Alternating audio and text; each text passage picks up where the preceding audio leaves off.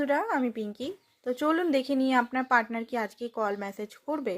তো চলুন দেখে নিই। এম্পায়ার কার্ড দেখুন, এই মুহূর্তে উনি নিজের লাইফে প্রচণ্ড পরিমাণের স্ট্রাগল করছে নিজেকে এম্পায়ার বানানোর জন্য।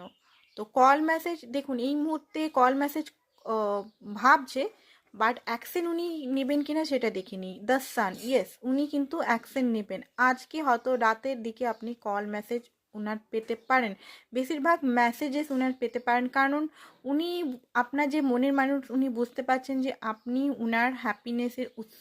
আপনার সঙ্গে actually soul to soul connection, soul happiness আপনার সঙ্গে।